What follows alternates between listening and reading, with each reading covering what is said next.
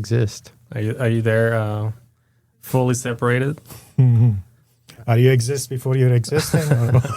I was responsible before I started Are you there existing. for responsibility? Yeah, there's no escape. There's no escaping it. No. Okay. All right, guys.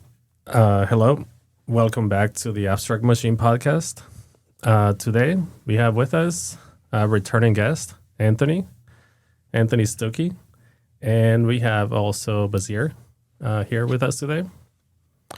How do I know these guys? We know each other. We're the three of us. We're in the master's program, SESU, in philosophy, and the three of us we're actually taking a seminar, a semester-long seminar on Levinas, Totality and Infinity.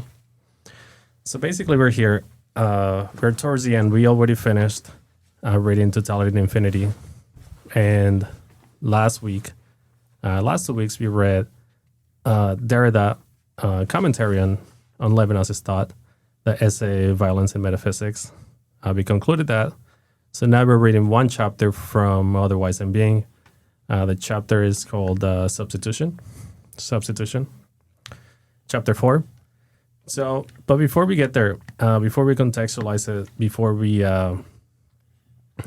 talk about the chapter and see what Levinas is doing there, if he's doing something different or if he's just expanding on previous notions. I want to introduce, so we know Anthony from one of the previous episodes. Anthony is a Levinas expert, and he gave us a really good interview, also introducing us to Levinas' thought. So if you guys want a little more background on Levinas, some of the introductory background, you guys can always go back and listen to that episode. Anthony talked about Levinas and the relation or the connection to the film Fight Club and capitalism, and that was a great idea. Anthony will perhaps in the future turn that into a paper, or maybe he's already turned that into a paper. Who knows? But it's there. I think it's a good topic, good idea. But in addition, you guys don't know Bazir. Bazir is here. He is a Spinoza expert because he just submitted his thesis on Spinoza. So I'll pass the microphone to you, Bazir, just for you to introduce yourself. And I know this episode is going to be about Levinas and substitution, but just for the audience, can you tell us a little bit about your thesis, just in a few sentences, and what you're doing with your thesis, and how you think you're successful in making your case or your argument? Well, the case is about Spinoza, but the aspect that recently, at least for the last 50 years, philosophers haven't talked about it, and that's before that there was. The common theme on Spinoza, that was the spiritual aspect of Spinoza. That was that more focused on chapter 1 or part 1 of ethics, which focuses on attributes, infinite number of attributes that God, nature, or substance has. And basically, I'm arguing in my paper that this saying that God has infinite number of attributes and each one of them infinite on its own, it's provide a window into a spiritualism of God or Spinoza. That's the focus of the paper. Nice. Your paper is all submitted? It's submitted already, yes. Yeah, and its formatting is done. All that stuff is all all done, completed. So so we can say congratulations to you now. Oh, thank you. Yeah, man, yes. that's awesome. Yeah. So you had one of your advisors is a Spinoza scholar or a Spinoza expert at some point, Barboni. Stephen Barboni, how did he feel about your thesis or your claim? Did he feel like did he agree with your thesis? What were his views on it? To most degree, that's what he wrote, that he agrees. That there are some areas that we disagree, especially in the case of how to interpret that definition 6 on ethics part 1, that infinite or absolute infinite number of attributes. But I don't know specifically what his stance is, but it doesn't seem to be exactly in the path that I'm taking. That is a spiritualism that you can take out of Spinoza. But to most degree, he's agree, and at least he's open-minded in that aspect of it. He's not denying 100%, but whether my reasoning for that has been successful or not, honestly, I have to ask him, or you have to ask him. But That's a key word. When you said he's open-minded enough to the point that you're not sure where he stands. Like, he gives you that space to make your case, and he may agree to a large degree, or he may disagree to a large degree. But the point I'm trying to make is, I like that about Barboni. In a field like philosophy, you would think we're all open to always hearing each other's ideas, but we realize pretty quickly that sometimes we confine ourselves to thinking in one way, and whenever people don't align themselves with your philosopher, your guy, your ideas, there's friction so quickly. So I like that about Barboni. With my thesis, I feel like he was the same. Like, he was not his jam. It was not his field, but he let me make my case. And in the end, he told me, I think your case is clear. I think your case is maybe compelling, maybe not, but you made your case, and you made it clearly. So what I think about it, he kind of keeps it to himself, and so to an extent, he's letting me. He's allowing that space to to be creative and to produce something that is not prescribed by him, by his ideas. And funny enough, he brings up my thesis sometimes in conversation, and it makes me feel like he didn't really read my thesis. Like, he'll make comments about like, well, you see, technology is not so bad, huh? And I'm like, if you only would have read my thesis, you would know that is not the point I'm trying to make. My point is precisely to avoid the one-sided, with either pro technology or against technology. I was like, if you would have only read my thesis, that you would know that.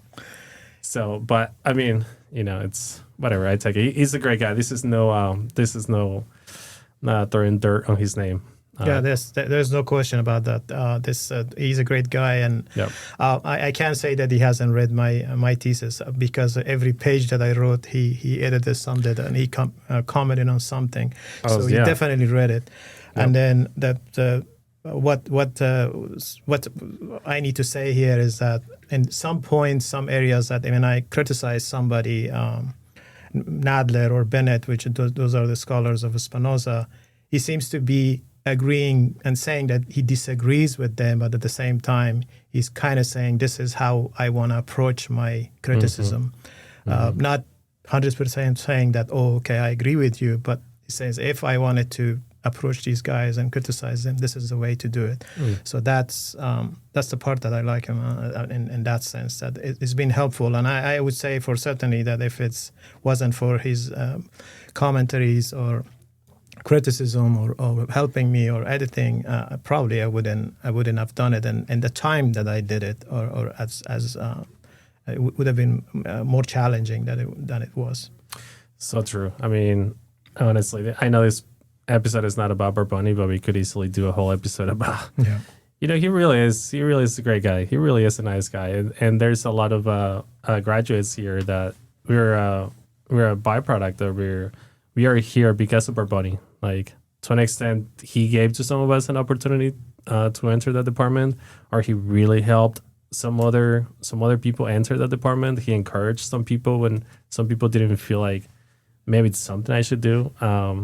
I know he played a big role for me entering the master's program. So yeah, great guy, Stephen Barboni. If you're listening, which you're not, but yeah, kudos to you. So yeah, why don't we switch over to the chapter, the text. So the text is otherwise than being, beyond essence. Is that the full title of the book? And so yeah, again, this is Emmanuel Levinas, French philosopher, translated by Alfonso Linguis. And we're reading chapter 4. So why don't we start with you, Anthony? Why do you think we're jumping straight into chapter 4 as opposed to starting with chapter 1? I can't speak for our professor's choice why we're reading this, but if I were to posit a guess, I would say because this is maybe the heart or the core of this work itself, is Levinas is switching from totality infinity, where ethics precedes ontology, into new territory where like ethics just breaks ontology completely.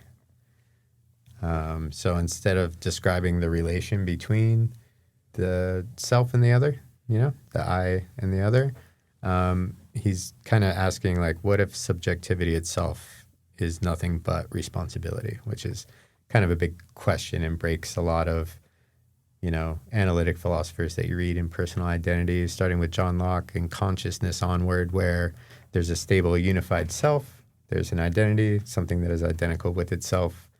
And most of the Western tradition, philosophically, we start with, the self is already on the scene. Right.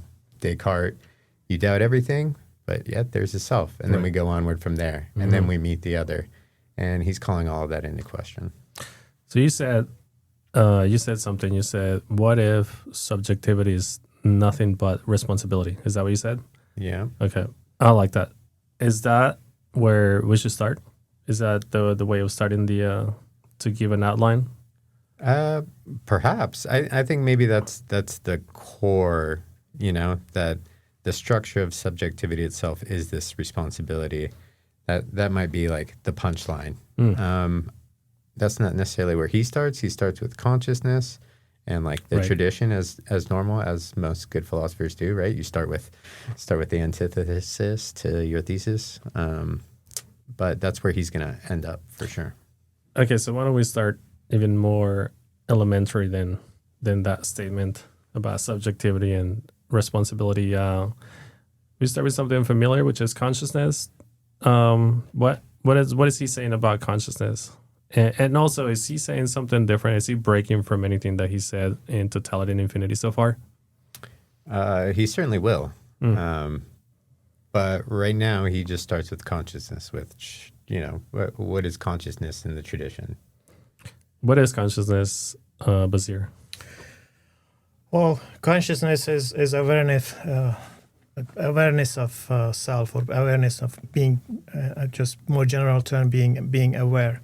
So what I noticed in Substitution, what he's trying to say, that this consciousness or this self that we usually will think of it in different times, for example, myself in different duration or reflection, when I reflect on myself in the past, he's saying that traditionally, philosophically, that's what we think, that when we return to ourself, when we reflect on ourself, we go back to the same self, that's what makes our identity. But he's saying, contrary to that, something that we are not returning to the self, we are returning to something ethical, something subjectivity, something that is already responsible toward the other.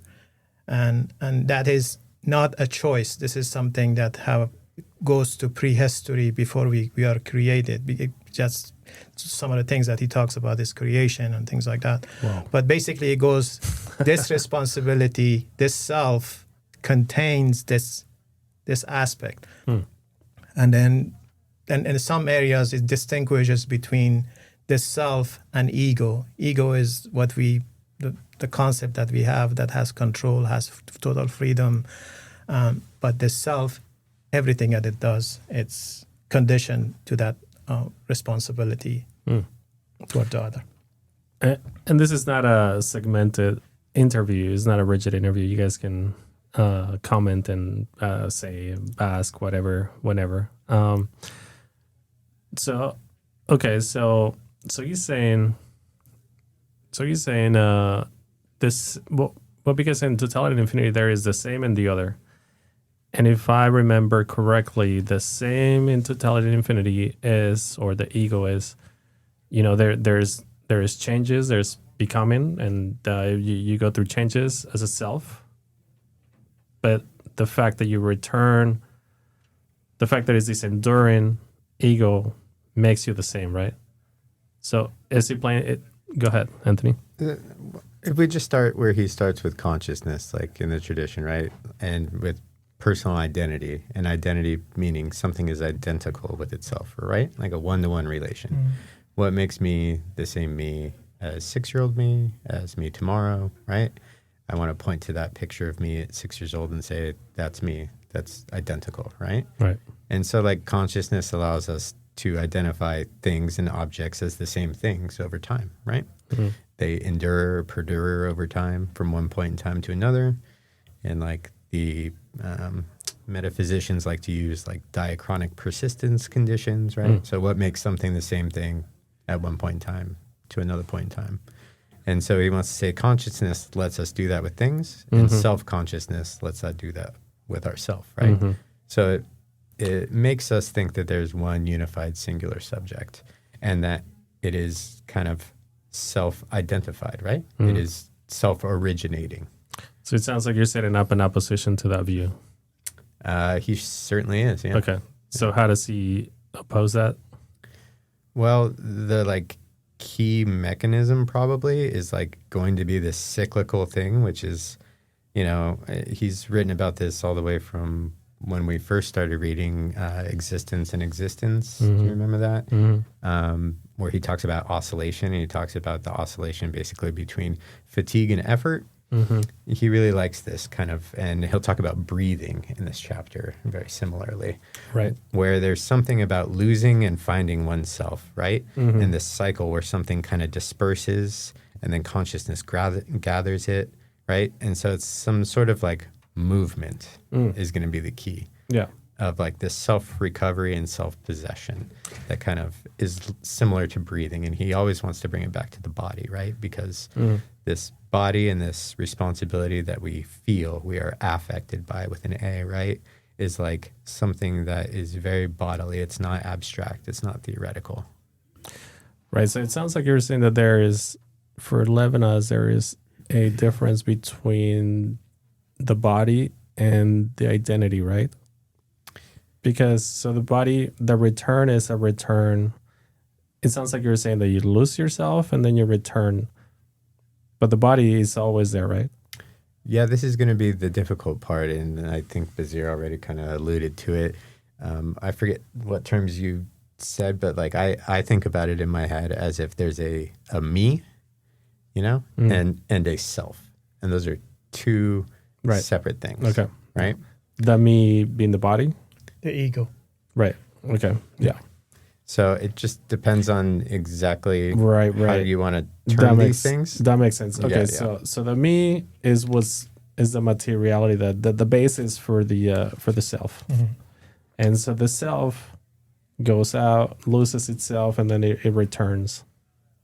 Is that Levinas' notion of the self? Well, the big structure for him on transcendence, right? Like this is what we're trying to do in this relation with the other, right? Is somehow be beyond being, the big Platonic question, right? What is the good beyond being? We're reaching this good beyond being, and we do it in relation with the other. Yeah. So there's a part of us that leaves ourself. And we do that when we're in substitution, which he'll get to basically, when we are being for the other. Okay. But he doesn't want to be a mystic, right? So there's always got to be kind of a foothold, like a part of me that is here embodied, right, in the physical world, in being, because I need to be able to welcome the other with open hands, right, to be able to present gift, right? So there's going to be, always for Levinas, right, both and neither. Right. So if you were to create a distinction, a simple distinction between Levinas' notion of the self and something that you've seen in personal identity. So in personal identity, they emphasize on the what you were saying, the diachronic view, where there's a persistence, what endures, it always returns to itself. Even if there is change, there's a consistency throughout time. Whereas you're saying that Levinas has a similar notion, but rather it is not a consistent return. Like it is not there's incongruence at times. Yeah, what's going to be key is that your responsibility is what makes you a singular self, and that responsibility cannot be fulfilled by anybody else. You are ultimately the only one. So that's going to be the persistent conditions, I suppose. I see. Yeah. And when do we lose ourselves? Well, you'll lose part of yourself, Yeah. the me or the self, depending on which way you want to term it. Mm-hmm. But the other part of you will always remain within being. And the part of ourselves that we lose, what is that? Is that just like change over time, or what does that refer to? I like to think of that as the me part. So that is, your egoism, basically, right? Your freedom, your sovereign self-sufficiency. You lose that when you literally take the place of the other person. You incur their, troubles, their vulnerabilities, their exposure as your own. Right? So you're living for the other. You're completely substituting, right? Right. I mean, doesn't that sound a little bit of because Levinas isn't he emphatic on that point in Totality and Infinity that we can never be in the other's shoes, in the other's position? Yeah, and he doesn't mean it literally, right? Because that's Right. your embodied self. Yeah, you're not physically. Right, but even just in the level of I can never imagine like what they experience.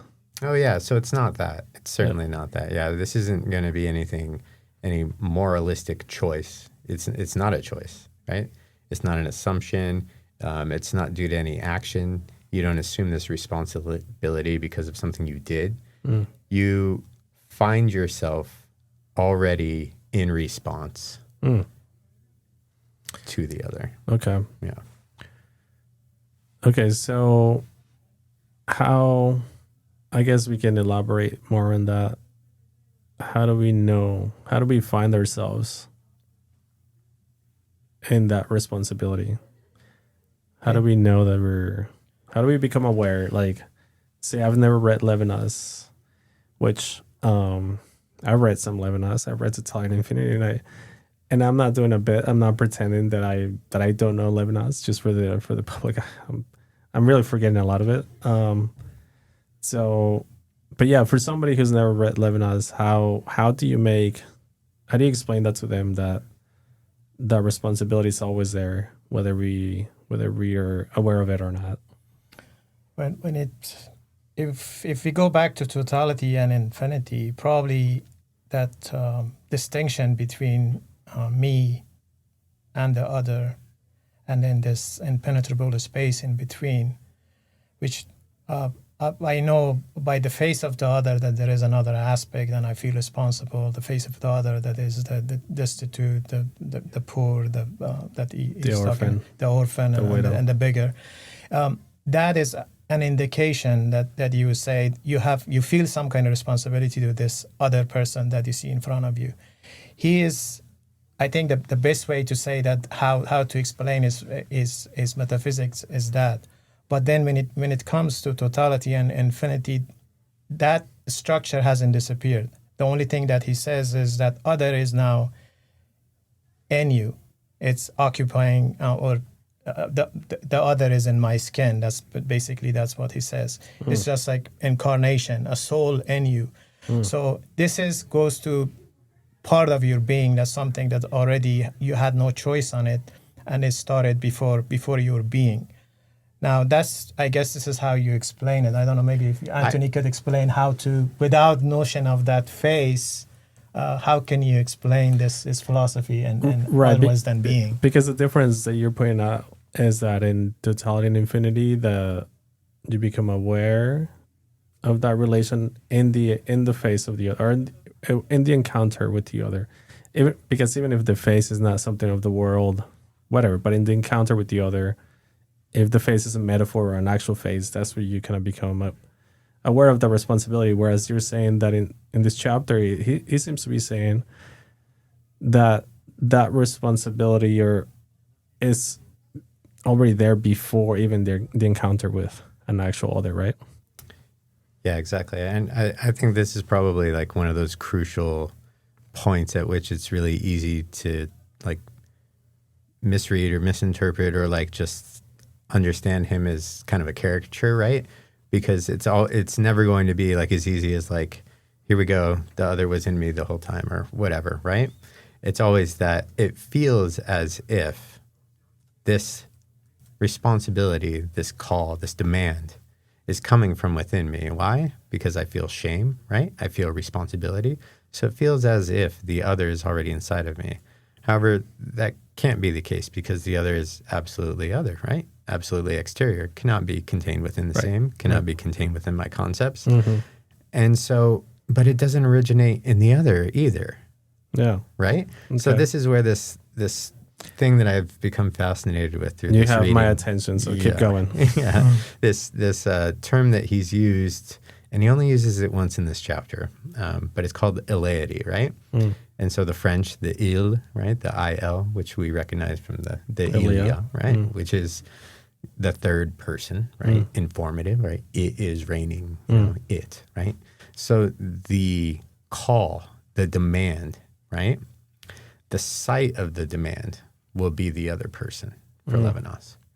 But it does not originate within the other person. It originates from beyond, right? This is eleity, right? But he doesn't want it to be mystical. It doesn't want to be from beyond anything. Yeah. But he doesn't want it to be personal. Oh, it originates from the other person, which means, you know, I can reduce that down to my concepts, right? It's something concrete. Right. So it's neither purely the structure nor purely the concretization. It's always going to be, you know, a both and neither. So the call actually originates from the beyond, right? From the laity, from it, right? The good beyond being. And the site where this occurs, the paradigm case for him, will always be the face of the human other person. Right. Well, okay, so you're saying he doesn't want to be a mystic, but isn't that a form of mysticism that the call of the other comes from the beyond? Because there is no further explanation of what that beyond is there? Well, this is what makes it. Is that what he calls it? He calls it the beyond. He doesn't call it the other or the mystery of The good beyond being, just like Plato, I forget what it is in Greek, but it the two oexis something, whatever. Not the archaic. He does or the actually archaic? call it, when he talks about good, this is what he says: the beyond is actually is good, right? Is it some kind of true goodness? So Right. you can, if you want to name that beyond, is good. The hidden good that he's talking about. Yeah. And that hidden good through goodness creates, I guess, the creation happens through goodness, and then because of that, we have this ethical responsibility toward the other. So if you want to name it and say, okay, what is beyond is goodness. Sure, but yeah, that's just changing the name, right? That's just changing the label. Well, okay, so, and I guess this is a bigger question, because what really makes a mystic? It's debatable. But in any case, I mean, would you guys call Plato a mystic? Was Plato a mystic with the forms? Well, Is that a define form mystic? of mystic? Right. Okay, so Because, like, to be not a mystic, I suppose, in this phenomenological background, is to be able to have these structures, right? right, That point beyond being, yeah, but be able to have a phenomenological experience here in being, right, which exposes those structures, right? right. The concretization and the structures are two different things. And it seems like totality infinity was structure really is- all about the concretization. Right. So the structure is beyond being. The structure will be a laity, right? Yeah. Yeah. His focus is more in that separation still exists. I think the way I understood his concept of mysticism is that the kind of mysticism that you find that iliity or that whatever infinity is within you, and you become part of that. And he's denying that. That's why he's against that kind of infinity. I see. He says the infinity that he's talking about, we are kind of separated, but at the same time, we kind of originated from it. So he wants to have that clear distinction.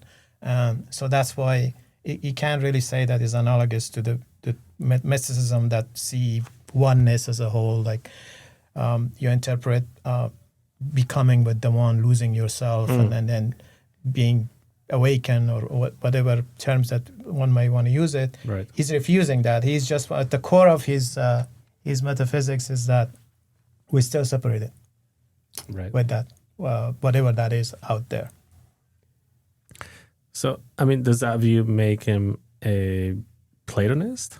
Does it put him in that view of Plato, where the beyond is the structure that we don't have access to? Do we have access to the you don't have access to the beyond? Sure, we do. We do. Yeah. The way that we do it is through this relation, through this substitution, right? In being for the other, I transcend being to some degree, right? Me, I, right? The ego. Yeah. I become for the other. I do not. I still retain my foothold here in reality with my body, right? I'm still that being, but, I have access to the good beyond being through being for the other. Okay. So, but is it necessary for Levinas to posit that beyond being? Do you find it necessary for him?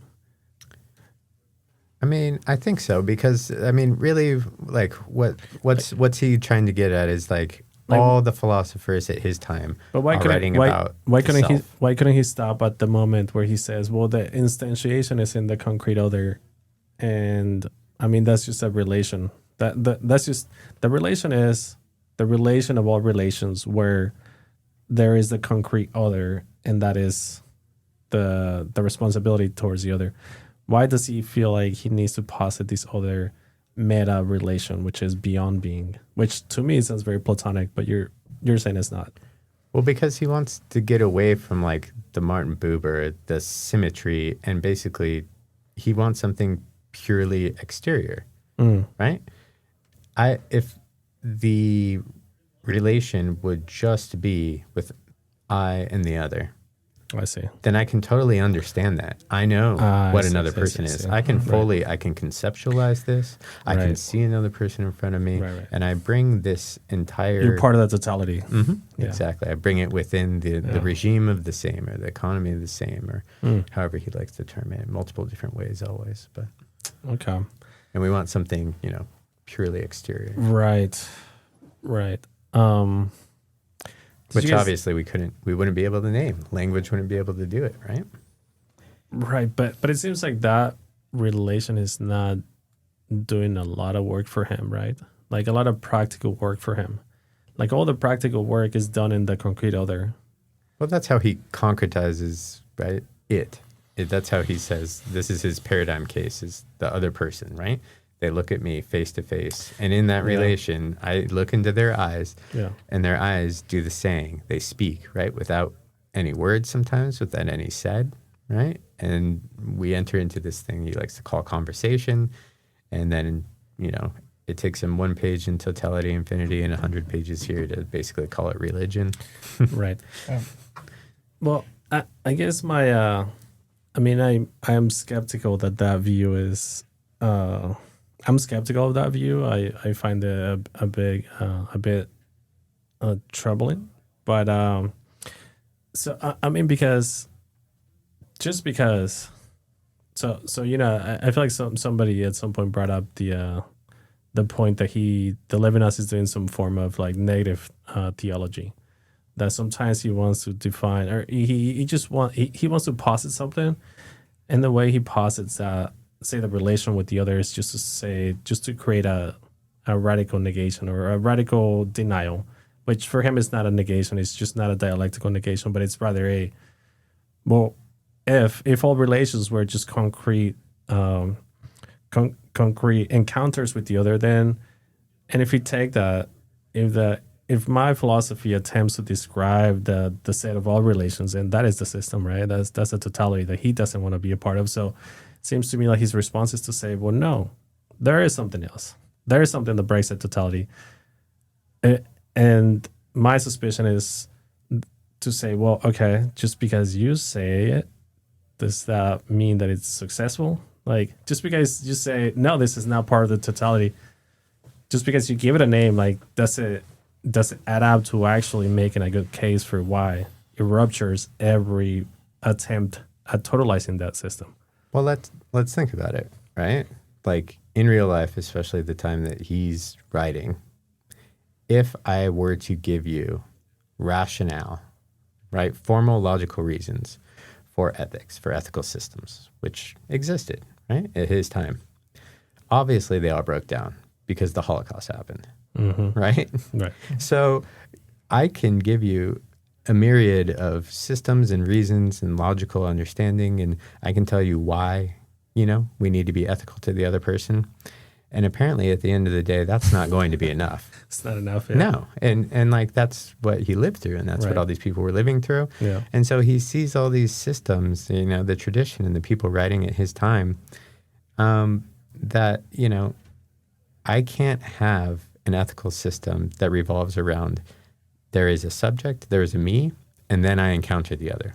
Like the subject's just already on the scene. Like I'm already there. And he has these references to the mushrooms, which is like back to, the Leviathan author. Why can't I think of his name? Oh, really? Yeah. Hobbes? Yeah, Hobbes. Where it's like as if like man just sprouted from the ground. And there I am, right? Yeah. And he's like, no, that can't be the case, Right. right? It's not that like there's a subject and then I meet the other and then I choose to be ethical. Right.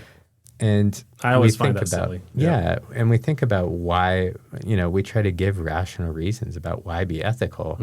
And, none of them quite live up to it, right? So there's got to be something more. And I think that that's just what he's trying to get at, right? There's something that calls me to be ethical that if you were to ask me why do I feel that way, right? Yeah. Why do I feel guilt? Why do I feel responsible for this other person who's a stranger to me, who I've never met before? And, I wouldn't be able to fully explain it to you.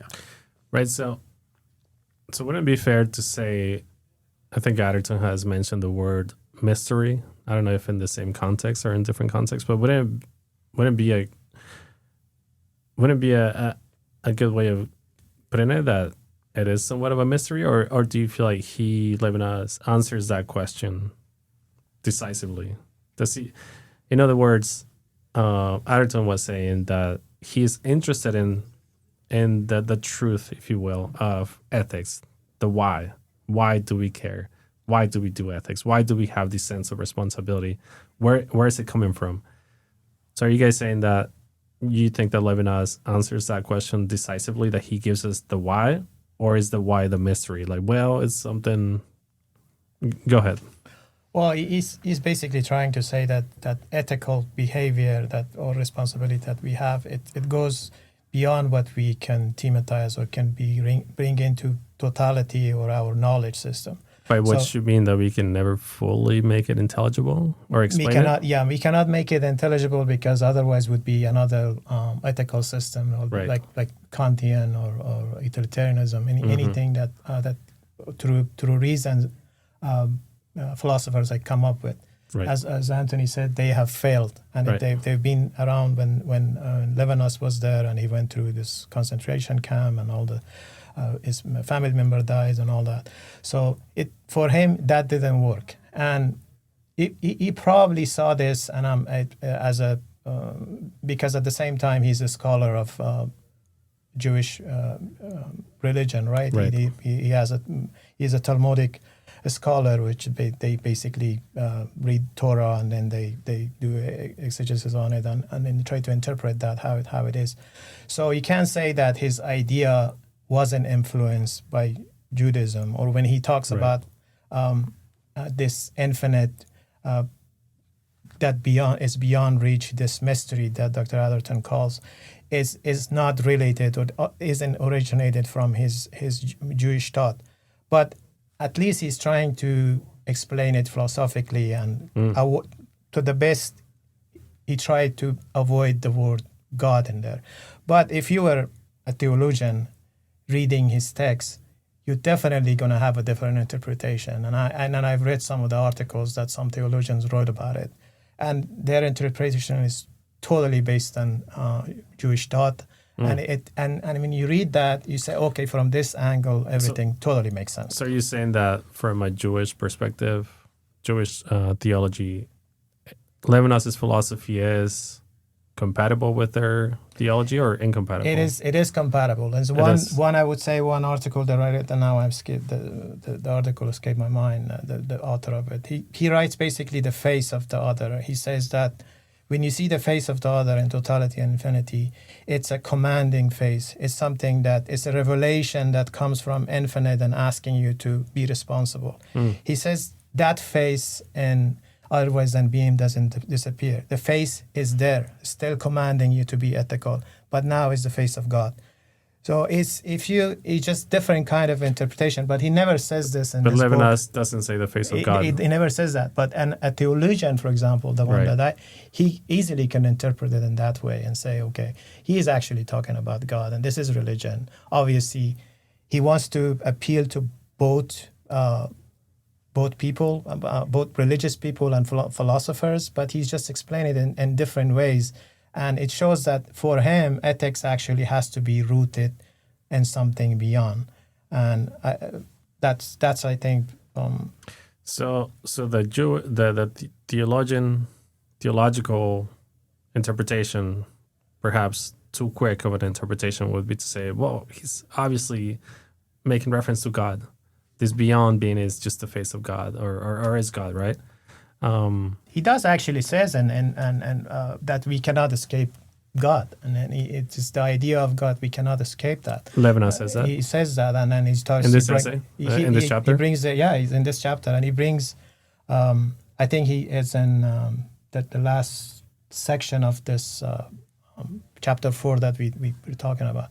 He does that, and he brings actually the story of Jonas, which basically is trying to escape God, and God commanded him to go and preach this group of people in this city, and he says he doesn't want to do it, so he runs away, go the opposite direction, and the storm comes and ended up being in the mouth of fish and ended up praying. And so basically what it says, he ended up going to that city and doing what he was told originally by God to do.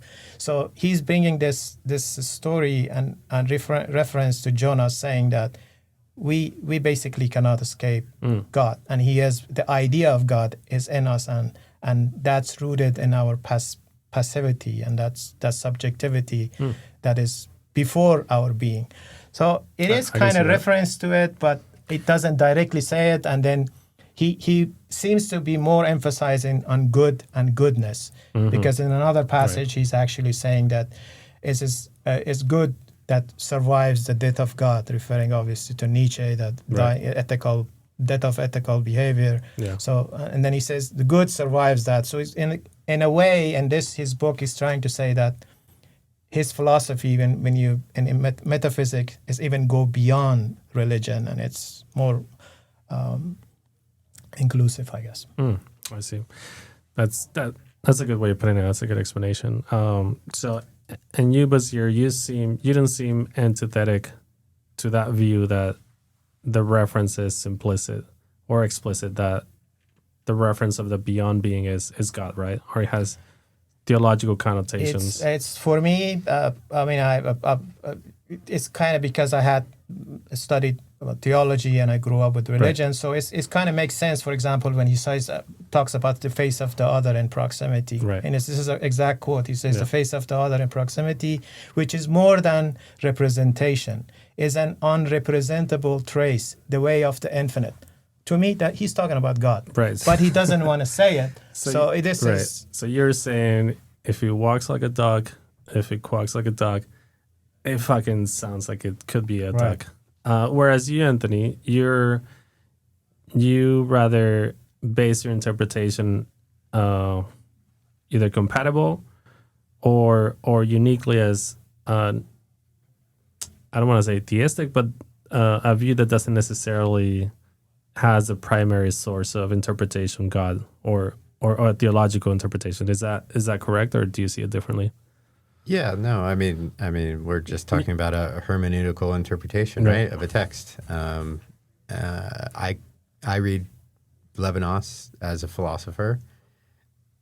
And I also understand that he names this religion. And I also understand when people say, well, the face of the other can be nothing other than, the face of God, here on earth within our being. And I understand this too. That's not how I choose to read it. And I think that you can understand his underlying structure Right. from both readings, from both interpretations. And perhaps that's going to be the move he's going to make in defining God. What you said, that the face of God shows itself in our relation with the other. I think you said something like that, Anthony. So perhaps that's how he's going to define or redefine God in our reading for next week. Well, he does reference Nietzsche's God here in this reading. He says that relation survives the death of God. So even without, but he's talking about God as in normative, constructed ethical systems, right? Nietzsche's God, right? The death of God talks about all these ethical creations that were rooted in theology, and now without them, man has to, recreate everything. Create new values. And he's saying even without that, right, there's still the ethical relation. Ethical relation is prior to any normative ethical system, obviously. Right. Yeah, and I mean, I think that's I don't know if he references. Oh, he does. He says the impossibility of escaping God. Yeah. So he does name God the structural kind of inescapability of responsibility in this section. Which is synonymous with beyond being. Yeah, the good beyond being. Yeah. The good beyond being. Yeah. Right. That's, I think, at the very end, basically, of this. Yeah, at the end he says that we cannot escape God again. He has actual quote. The impossibility of escaping God, right? But as a structural sense of what he's describing, not necessarily as a theological, as how I can read it, right? He uses these terms, just like in the Derrida reading, right? He's caught between these two worlds of the Hebraism and the Hellenism, right? The Greek and the Jewish traditions about theological and rational, understanding of basically meaning and like how we interpret our world and how we construct meaning. Right. Yeah. And so he's using, the language that is almost anti-philosophical to be able to do philosophy, because he's driving at something that neither can quite get to, right? Either you abandon reason and then it turns into mysticism, which he doesn't want, or you go fully into reason and, then you subject everything to the economy of the same, right? You abstract everything, you do violence to it, and you miss the most important part of it, which can't be described through formal logic and reason. So it's this tightrope walk where it's both and neither. Right. Which is it's not the same to say that if his most fundamental metaphysical assumption is this good beyond being, if that kind of like underlies his whole philosophical foundation, that's something that, like for Plato, it's the forms. It's not something that we can necessarily have access to, or it's not something we can necessarily understand. It doesn't mean that that's mysticism. No, for me, it goes back to desire and need from totality and infinity. It's that, if everything I could understand under my concepts, right, I wouldn't need the other.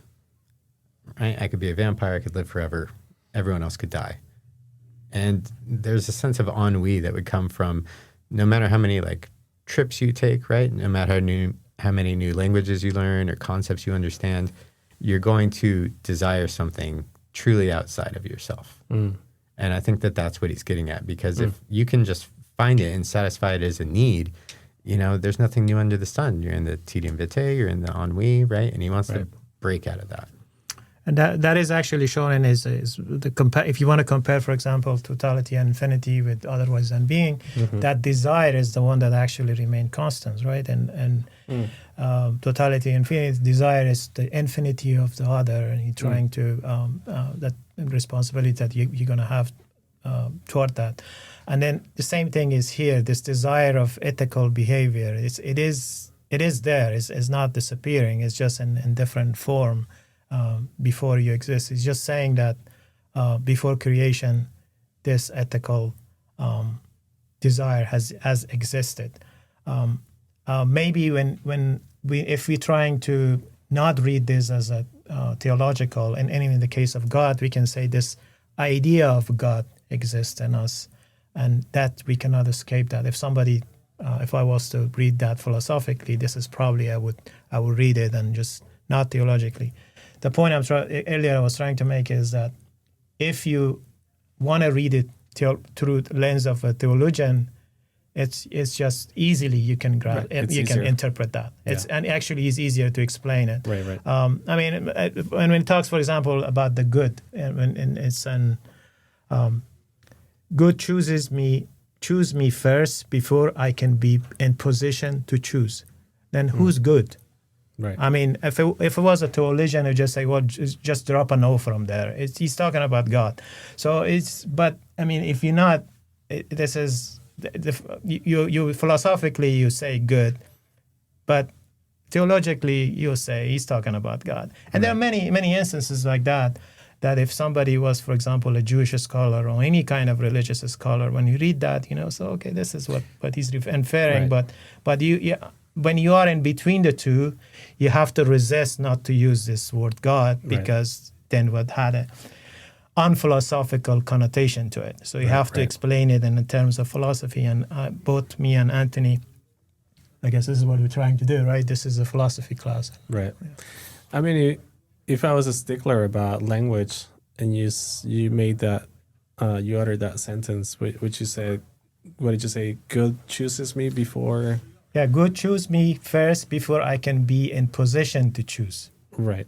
So, I mean, you're already assigned, you're already Yeah. responsible Right. prior to choice, prior to action, prior to deserving it, prior to consciousness, prior to everything. He wants to depose the subject, right? The subject position. The subject has no position, right? And The subject is anonymous. he goes and he says the good is before being.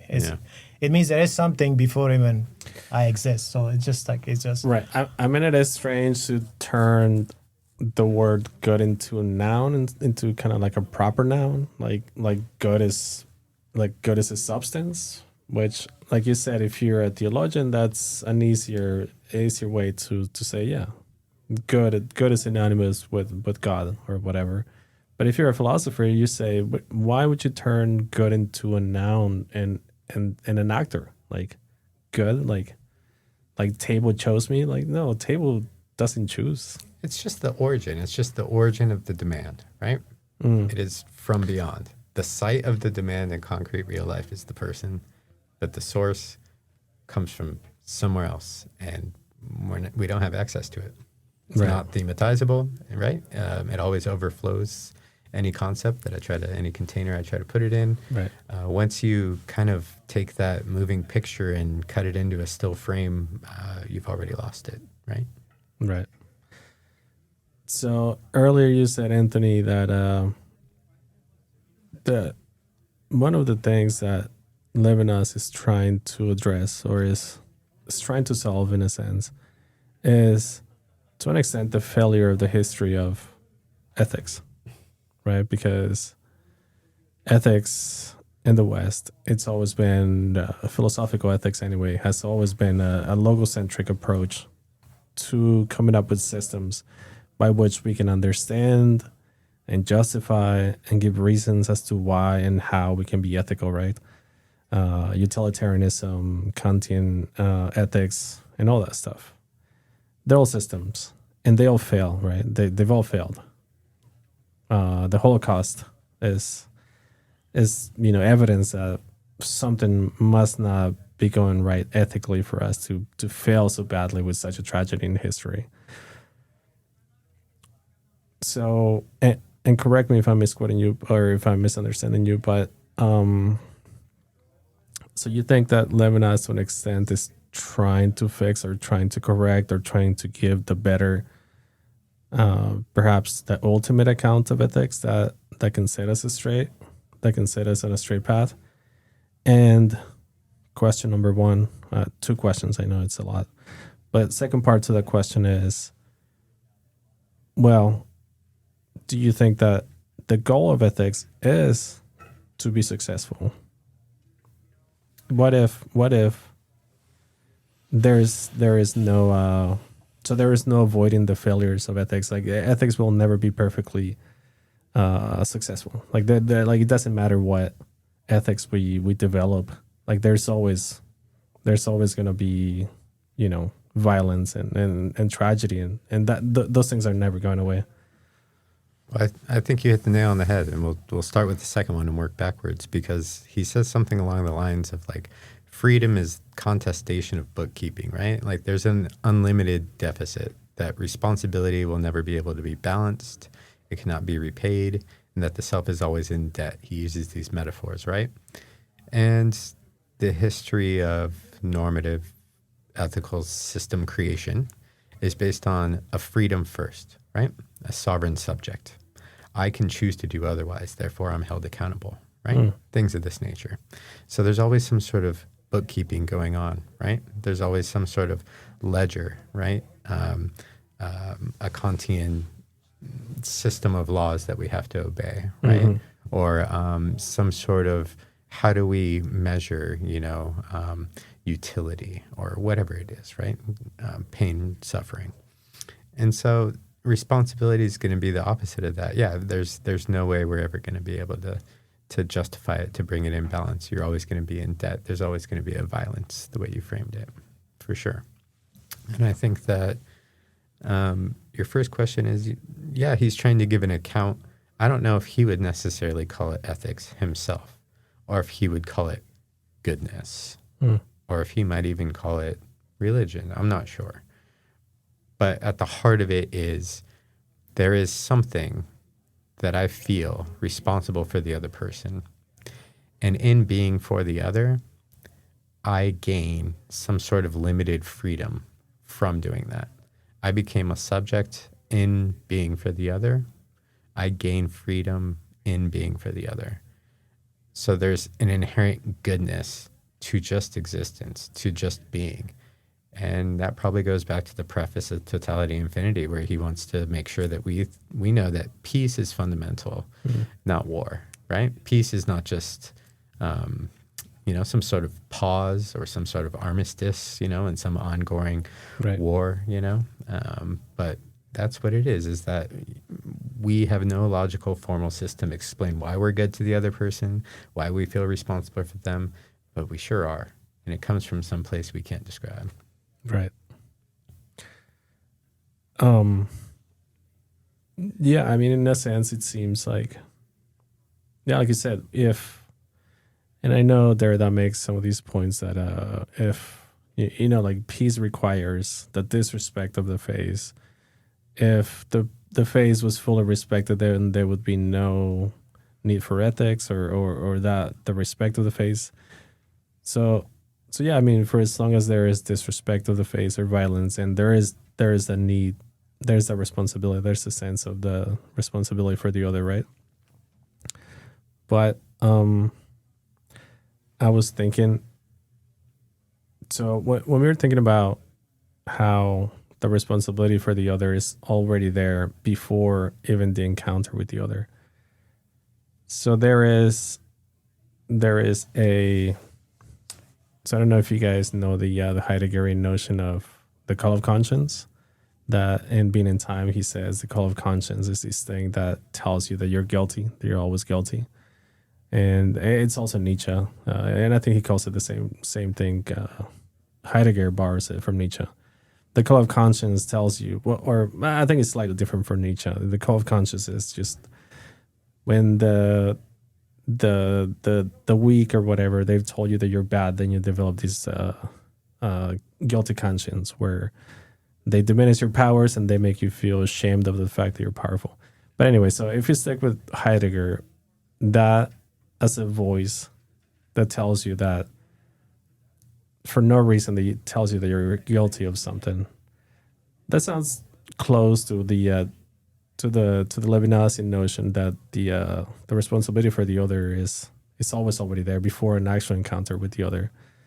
However, the difference is, for Levinas, it ultimately has to be grounded in an actual concrete encounter with another face, right? Or do you guys see how they're different or how they're similar? It seems to be similar, but I'm not. Well, that notion of conscious from Heidegger, I just heard from you. So, but if I understand it correctly, it's we have f- guilty feeling toward the others that we have to do something. If that's what it means, and this is what Levinas is saying. But he certainly talks about it more. He's approached it from different angles, and he kind of specifically rooted in this good, whatever that is. So he's more specific about it, and he just doesn't talk about vaguely, saying this responsibility, this feeling of persecution that he says that exists. I'm prosecuted for something that I have not done. Mm-hmm. So that exists in me, and that is somehow should have a root before my being. Probably this is not what Heidegger says, because for Heidegger, if I understand correctly, everything stops at being. And he doesn't want to talk about something beyond being because we don't even understand what being is. Possibly, yeah. So for him, Levinas actually doesn't describe what is beyond being, but at least it says that there is this prehistory of this subjectivity and this feeling of guilt that goes beyond before I'm created. Wow, yeah. I mean, yeah, you guys can explain it to me over and over again. I never loses the touch of mysticism that I feel, but I mean, Anthony makes a compelling case that you can really make it down to earth. I do want to say one thing go ahead. quick, though, to your point about, you're only going to feel the responsibility in the encounter with the other person. He does somewhere in our reading here that we're not free to move away. So I'm under the impression that even if I were to be a hermit and go move into the middle of the woods and there were no literal other people around me, that I cannot escape the call of the other, the responsibility that I feel, right? Yeah. Like the encounter with an actual another person might be contingent, but like my responsibility will not be. So, right. And I guess if you're being pragmatic about it, we could say, well, you wouldn't be able to escape that sense of responsibility with the other. Because, like, say you go off into the wilderness or whatever, into the wild, you've already, this is an assumption, that you've already spent part of your life around people. So you may go to a quiet place, but for lack of a better word, the voices are there in your head. The voice of your mom. I mean, have you guys seen the movie Into the Wild? yeah. I've seen it. That's a great movie, right? So if you picture yourself that you do that, you're like, oh, fuck it, I'm sick of society. I'm just going to go into the wild. Yeah, I'll be thinking like, oh, my mom thinks I'm a loser, or my ex thinks I'm a fuck up, or you have all these voices in or I never did enough for this person, or I should be actually, say I have you're a deadbeat dad, you have a child, you'd be thinking like, I'm not there for my kid, I'm not there for my sister, I'm not there. So those voices probably don't stop, right? Like the only way you can possibly escape them is if you never became a subject, if you never became a speaking subject, right? And so you never learned language, you never enter the realm of the social with people. I don't know how that could come to be, right? We need so much, like just biologically, logistically speaking, an infant can't survive on its own. So there's always going to be the other's already there. You were carried to term somehow, right? Right. I mean, I wonder if this gets dicey, but I wonder because there is the case, and I think it's a true case. I haven't checked it myself, but I've heard about it a couple of times of there were these parents who they put their child and their daughter in a closet for a long time, and the kid never learned language.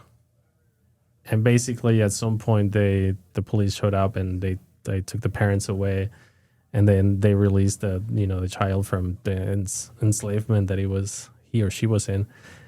And basically, they learned that the child never learned language. So even though he was a fully grown 12, 13-year-old, and like they had no language. So the difference between that and, I mean, this sounds kind of crude, but like the difference between that and an animal, what is the difference between this thing that looks like a human, but it doesn't really speak any language whatsoever? Like, do you think that in that case, Right. And I've heard of that case multiple times. I've never checked it myself, but I've heard of the case, so there must be some truth to it. So do you think that you still have a sense of responsibility if you never kind of develop that sense of language? Yeah, I think we want to make sure we don't conflate the saying and the said, right? Even though this child grew up in a closet and didn't have a formal language that they could speak into a said, right? They could form words. Yeah. Not really There's a still relation. Not really a relation to the external world, really, like to anybody, except for they were piece of shit fed. parents. Yeah, they were fed, Yeah. right?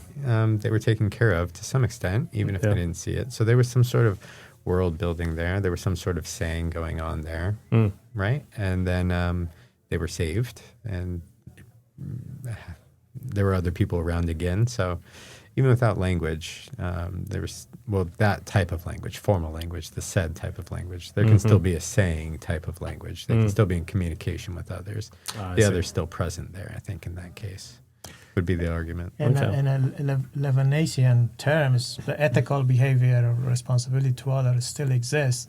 The only that will show itself only when they are presented to other, when they speak. So it's not that language creates that, because it's just already there.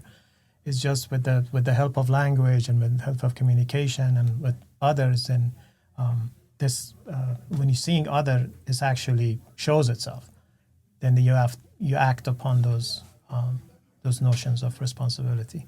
And it actually talks the section on communication, if I'm right, he says that even the communication is not rooted in cognition or thinking. It is basically has to come from ethical relations. So that's if that person who never spoke or never used the language still has that ethical relation, that subjectivity, but they haven't been exposed to show it. Yeah, he says something about ethics is prior to dialogue, prior to questions and answers. So it can't be communication or exchange or reciprocity, right? In that sense, it's got to be before and prior to all of that. So you guys think that scenario, that case, you think that person would have a sense? You think this would apply to that person, this hypothetical experiment or hypothetical case, that you guys think that child that was in the closet would have this sense of responsibility? Yes. Yeah. You think that child will feel a sense of responsibility for the piece of shit parents that put her in the closet? To Levinas, you would. You still feel responsibility even into the other who has harmed you. But you guys believe that would be the case? Oh, it's different. Oh, you guys don't think that person would be just absolutely resentful? Like that person would just be full of just pure hate? I mean, I know it's to say pure hate is too big, but you don't think it'd be mostly resentment? That's a contemplative, right? That's already, you're in the world of consciousness when you're analyzing it in that way. Prior to consciousness, you're still responsible even for your persecutor, right? So that ethical feeling will still remain. Yeah. So in the case of Levinas himself, so when he was suffering the concentration camps so he's coming with this ethics. So, I mean, it's pretty similar to the examples of somebody being prosecuted. He's just saying that coming from that background, right, offering this kind of ethic, basically saying no matter what happens to you, no matter whose responsibility it is, you should ignore others' responsibility to yourself, and you still be responsible to them. You are responsible for the world. You're responsible for everything and everyone. That's what he says, and this is from someone who has been basically in the Nazi concentration camp. So. Right. So, but now if you were to flip that on its head, right? Like now if you apply the same idea, same analysis, like for example with history, Levinas is critical of history, right? and he has the slogan of history is always written from the perspective of the survivors or the victors or whatever, right? So I haven't found where he specifies and he says, well, this is clearly wrong. The wrong. This is what's wrong with history. That it's always written from the perspective of the survivor, and it doesn't do justice. But I think it's either explicit or implicit. That's one of the things that's wrong with history, that it never takes into account the one that's being judged by history or whatever. We're not telling the story from their point of view. So, but what if we flipped on its head and we said, oh, okay, so what about the Holocaust? What are you saying? Like, the history book said that the Nazis were defeated. Do you have an issue with that? Like, do you Levinas think that is we need to have, like, we're not doing justice to them because we are the victors, Americans, the world, like basically the whole world escaped a takeover by the Nazis. Like, doesn't seem to like it's a bad thing. Like, what would he say? Justice and ethics are different, right? Yeah. They're going to be different things. And the historical time for him is going to be similar to works, right? Like he talked about in Totality Infinity, because it's going to take something in the present moment, right? That could be an ethical relation, that is something that's happening, and it's going to calcify it and turn it into something like a snapshot in time, right? Right. That remains frozen. And then we progress forward, and it's 10 years later, and that history is somehow set in stone, and it can't speak, right? It has no way of being ethical. So it's always going to do injustice. Your works are always going to do injustice to you or betray you or something like that, he says. Right, but I guess that's what I'm saying. What kind of injustice are we doing to the Nazis by writing them into history as defeated? But isn't that we just...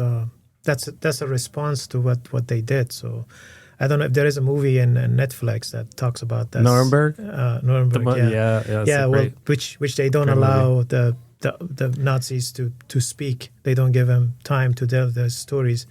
What you're saying, if somebody watches that movie and say, well, here the injustice has been done to Nazis for not allowing them to talk. But the fact is that they've done something that they don't deserve to talk. So that's probably that was kind of like the problem with the movie, right? That they gave them a court case. They gave them the chance to speak. And I think part of the problem in the movie was that they knew the Nazis had somewhat of a case. They basically had a way of having their way in the court, even if they knew they were going to lose. Like the main guy, he had a response. So the main guy, I forget his name, but he was basically saying, look, I'm in charge of my destiny. Like, only me and nobody else. Even if I'm in prison, you think I'm in prison, you think I don't have freedom because I'm here in this cell. The guy was like, no, I'm in charge of my destiny, basically. And so the guy was gonna sort of sabotage the case, and he was sort of successful. So they got the therapist or whatever that was working with the guy to basically use that private information that clinicians are not supposed to use on their patients, right? But because it was such a big profile case and there was a chance that they could get away with something in the legal court, then the clinician gave that information to the authorities so they could use that information against them, right? And it seems to me like, well, yeah, great. Because otherwise this guy, these horrible people can get away with some things. Like they got away with so much. Like they killed so many people. They did so many awful atrocities. And we're going to give them a fair case. We're going to give them a fair shot in court that they go out with their head high. And so I know it's unethical to say, yo, fuck that. No, they don't deserve that. I mean, but yeah, if you're going legally speaking, everybody has the right to make their case, right? Yeah, well, there is a legality and there is an ethical, even if you go to an ethical notion of what Levinas is offering, they haven't done their part of basically listening to their inner voice of ethical demand when they start killing millions of people. So basically they are egoist in a term, if I want to say in Levinas' term. so for them, I guess there is no justification to even give them a voice, because that's, I don't know, can they even justify? So what's the point of that? They went against the core of their being, which is to basically be responsible to other people and meet, or in a Kantian term, meet the other people's as not as a mean, but Right. so that's they haven't done that. So I guess they don't deserve that. They don't deserve to talk. They don't even deserve trial, if you ask me. But this is more like a show that they wanted to do something. But Yeah, once you enter this realm of justice and the law, and you're talking about equality, and you're talking about the third party, you've left ethics completely, because you're talking about reciprocity and you're talking about judgment, and Lady Justice is supposed to be blind, right, and only hear the person speak, and then we Right. become ethical after that fact. And Right. that was brought up where I give the prisoners televisions and things like this to kind of make up Yeah. for imposing justice on them, right? Right. And I think that that's an interesting point of friction in Levinas, because doesn't he say that those institutions are necessary? Sure. But- Yeah, there always but- exists the third person, right? But he acknowledges that those institutions will fall back into the patterns of not taking things into account. Well, they'll be calcified, just like works, just like history, just like Right. artworks, like anything, right? And they become frozen, and we must make them speak. If we simply create systems and let them go without letting the individual subject people, right, that are being affected by those systems speak their individual cases, then we'll never kind of be rerouted back into ethics and make and improve upon those systems. Right. Right. So, I mean, I think it is fair to say that Levinas's ethics is best at the individual level, right? Like at the highly individual level. Whenever they get into the realm of justice, then there is not that there is an absolute incompatibility, but there is the point of friction gets hotter and hotter, where it is more difficult to retrieve from those systems of blind justice into the taking into account the uniqueness of the other. Would you say that's fair?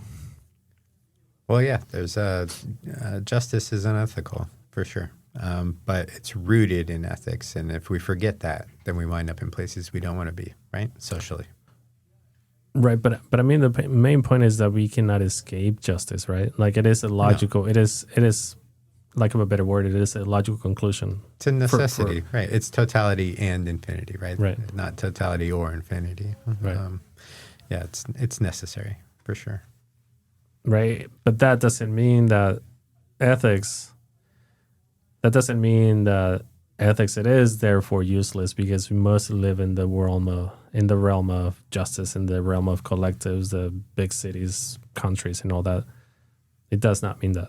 No, always need both, and it's the tension that's key. It's the tension that you can't quite fully explain, right, with formal logic, that you can't quite fully explain with reason, but you don't want to go, oh, it's just vibes based, it's mysticism, right? I feel like this deserves something, or I feel like this called me, with no rational grounding. So like the breathing metaphor, the oscillation, I think that's always what it is there's a tension, and it's something that's produced in that tension. Mm-hmm. And it's between these poles that we understand, but it's neither and yet both of those poles. Yeah.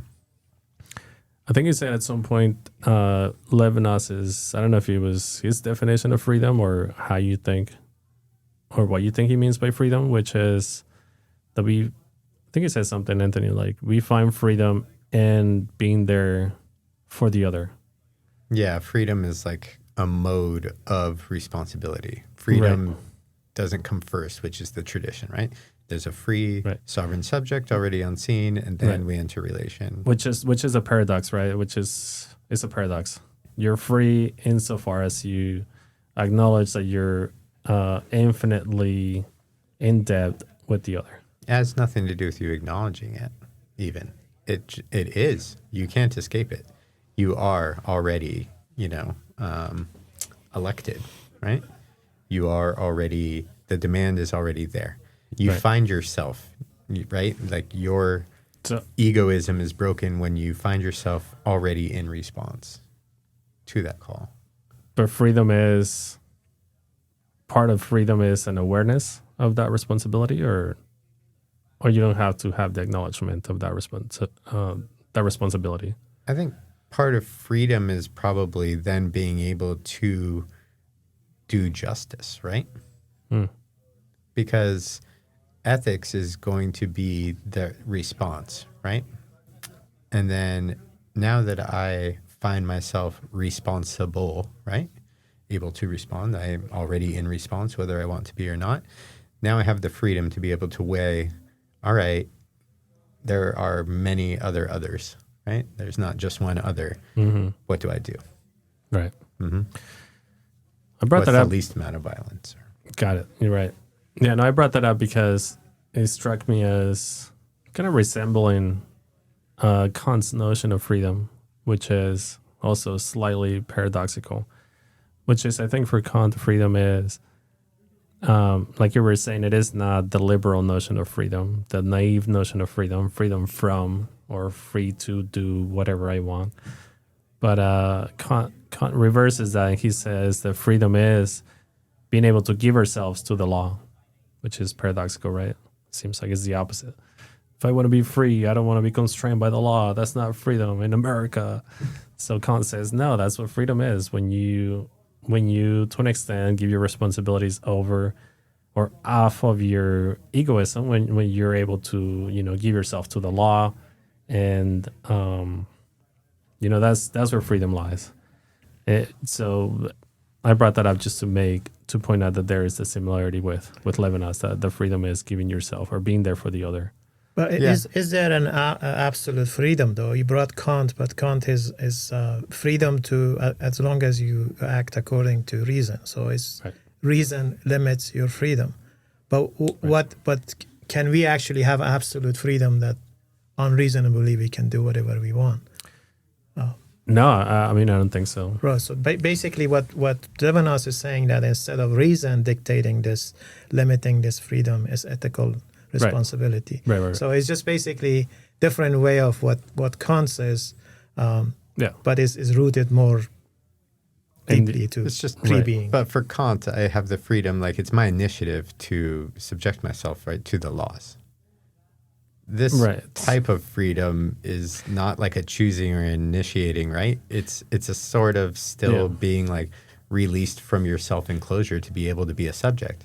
In being responsible for the other, I gain freedom from being, Right. from my ennui, from being a monad, from being in this terrible, nothing new under the sun state of existence. Right. Yeah. Yeah, and I'm not an expert on Kant, but my guess is that, well, it is not so much that freedom lies in being able to choose to give myself to the law, but rather, I think this is where I'm speculating, to be clear. But I think it is more because we have reason, and ultimately it is just a logical progression that I don't choose to give myself to the light. It's rather because I'm a rational subject that I have no choice but give myself to the law ultimately. So similar with Levinas, you don't have the choice to be there for the other, right? Yeah, it's a Yeah. good connection. All right, guys. Well, I think we've covered a lot of ground, but I meant to ask this question a little bit earlier. What else do you guys think of the essay? What haven't we touched on, or did we cover the meat of the chapter, the main arguments, the main points of the chapter? Anything you guys found interesting? I noticed, I read one page and I noticed that he starts talking about the anarchic with the Greek word, and I don't know where he was going with that. So if you guys have any other observations, yeah, go ahead. To me, I mean, there was some questions that I probably we talked about this before too, and that was the idea of this face of the other. It seems to me that it's too limited to just this ethical responsibility that it arises in you when you look at the face of the other, the destitute, and all that, has to come from somewhere. And I think in Substitution and otherwise in Being, he kind of answered that. He says that where it comes from, he just has this framework that this is where the idea comes from. This goes to our prehistory before we come. Right. So that answer, that ambiguity that I had, and otherwise in Totality and Infinity. Yeah, and no matter how many times Anthony explains it to me so calmly and clearly, I'm dense. I just cannot. I cannot shake the mysticism off of my head. But yeah, go ahead, Anthony. Yeah, I don't think any of us would be able to strongly claim that we fully understand any of these works, right? Yeah. I mean, we're just trying to do our best here. But as far as anarchy goes, I think he just uses that in the literal anarchic, right? So just without origin. So my being assigned responsibility, there's no justification, there's no origin, right? That's the aleity thing. It doesn't come from me. And it technically doesn't originate in the other either. That's just the site of how I experience it concretized in being in real life here in this world. It's literally anarchic because it's beyond being in origin. So I think that's just how he uses that term. What else do you guys find interesting, or any other points you guys want to bring up? If, while you think about it, I'll propose this one as well. Did you guys find any points of friction with Totality and Infinity, or it all just kind of logically follows? Well, like you said, Bazir, to you it answers some questions from Totality and Infinity. But are there any others? Maybe there's...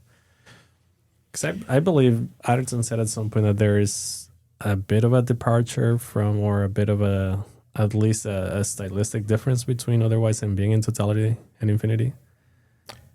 Yeah, it's just that he's more clear about saying what, for example, like what we talked about, good being as a subject. That is not something that he would say in Totality and Infinity. Something specifically, this is what is, and then also the idea of not being able to escape God and those sort of things. If you really want to go deep and think about it on the word itself, on the sentence itself, there are so many contradicting words that he says.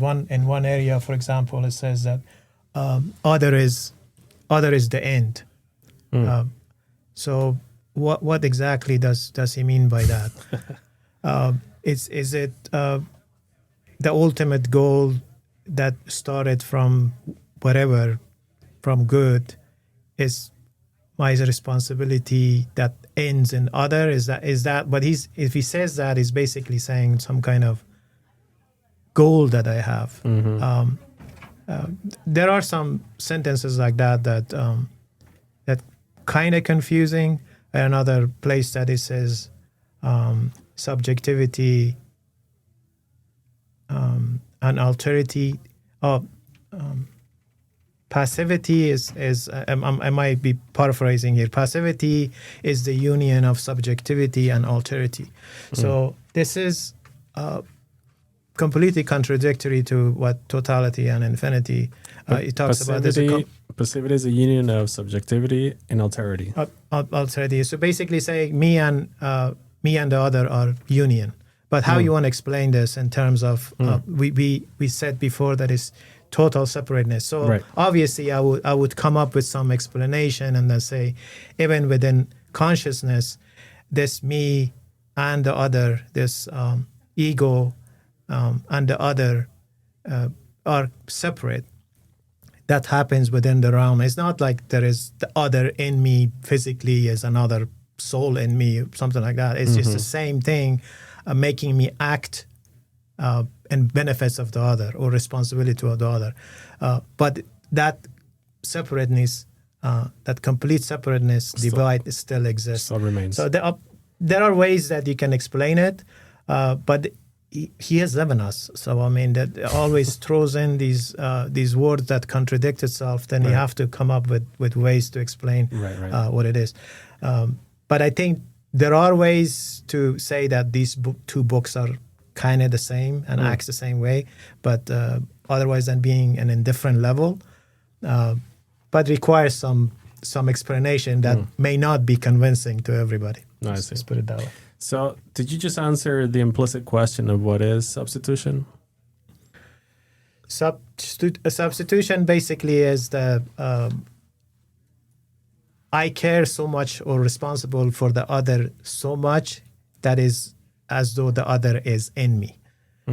That's basically, it's the core of my being. It's just the other is how can I say that? I mean, put it in the right wording. Maybe Anthony could. Yeah, it's just that you're responsible for the other before you choose to be, right? You bear the burden of the other pre-reflectively, without action, without choice, without assuming that responsibility yourself. You find yourself already, for the other. And then the confusing with him is that it's the wording that he used. When we talk about substitution, it's when something substitutes something else. You think of it, the other is actually replacing me and coming in my place. Right. But that's not what he's talking about. Yeah. So the words, as always, and we saw in the other book as well, has different meanings. Right. He doesn't really take the meaning that embedded in these words. He just takes a different meaning. And if you really take substitution at its literal meaning, it doesn't really make sense. The other replacing me, and when he says incarnation, you think of it, maybe the other soul is replacing my soul. No, that's not it. It's just you still that same self, and then acting in responsibility to other. Right. So that's why those two ways of putting it, we have to remember that they're metaphorical. When he says it's as if the other is under my skin, it is completely metaphorical. The word substitution, we have to think of it as on its face value as metaphorical, because it is not a literal, like you said, it's not a literal substitution that would go against totality and infinity. Yeah, that, and also in its the mere fact of saying substitution, it means there was a choice in there. But that's that itself contradicts his view, because this is not something I've chosen. Yeah. It's already I'm substituted for the other. So that those connotation has to be clear when we talk about Levinas. Yeah, that's good. That explains that. What else? What else you guys have? I mean, I think we've pretty much done it. I think that the one thing that this leaves us with is when you bring in alaity, it seems to me that because he uses the other person so strongly in the face and totality, infinity, and the eyes, and then when we get here, we start really talking about, well, the origin of this demand isn't the other person at all. It only comes from something that is irreducible, something that can address me, and something that, that binds me, that has an asymmetrical relation with it. So why does it have to be another person? That's just his paradigm case, right? And I think that this is when we start questioning, well, could it be a non-human animal? Could it be an ecosystem? Could it be all these things? And I think the sketchy part is just not letting it be like an aesthetic choice that comes from within, right? Like, I care about these animals, or I care about this ecosystem, therefore, because then it's originating in you. But it doesn't necessarily need to be another person. I don't know. Right. So it's up for debate. That term that he has, and otherwise than being, I'm responsible for everyone and everything. Yeah. I mean, you could say, the way you could say is that everything, it means every situation of every person. But at the same time, some might argue that he actually means everything. Maybe other animals, or anything that arouses that ethical responsibility, because that's what actually the face of the destitute does to us. To say that when you look at that face, you see they are in need. That if you're an egoist person, and then all of a sudden this other side of your consciousness come alive by seeing that face.